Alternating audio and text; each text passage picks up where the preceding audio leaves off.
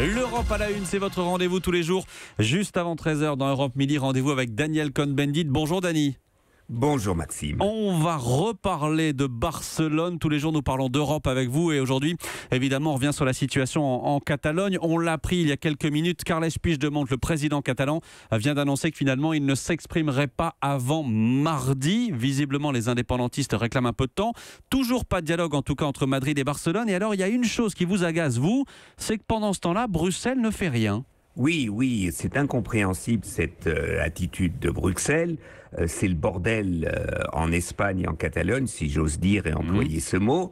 Et ça va être un problème pour l'Europe entière, économique, parce que si les banques suédoises, j'allais dire espagnoles, explosent, eh ben vous allez voir les conséquences dans toute l'Europe. Donc, à partir de ce moment-là, Bruxelles doit arrêter de dire que c'est un problème intérieur, c'est un problème européen et il faut que les Européens, les institutions européennes s'engagent pour trouver une solution, aider à trouver une solution. Une solution, mais quelle solution y a-t-il aujourd'hui, Dani, sur la table ?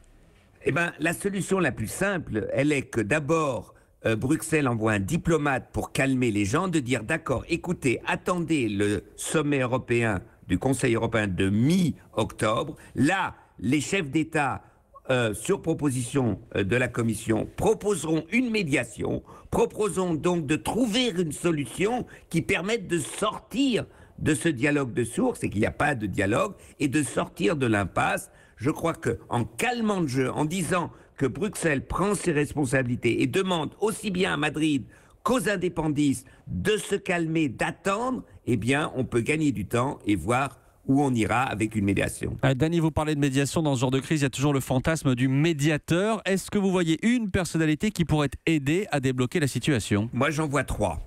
Il y a l'ancien représentant de l'Union européenne en Bosnie, Carl Bildt, qui avait été après ministre des Affaires étrangères suédois. Il y a l'ancien ministre des Affaires étrangères allemand écolo Joschka Fischer, et il y a Bernard Kouchner, l'ancien ministre des Affaires étrangères français. Donc vous voyez, je dis ça à un haut niveau, des anciens ministres des Affaires étrangères qui ont la capacité et l'intelligence diplomatique de lancer un processus. C'est pas trouver la solution, un processus, et peut-être dans 1 an ou 2, on se retrouvera dans une autre situation où alors là, on pourra sortir de la crise. Et nous, on se retrouvera lundi. Dani, l'Europe à la une tous les jours dans Europe Midi. Merci Dani. Merci Maxime et bon week-end. Bon week-end. Europe 1.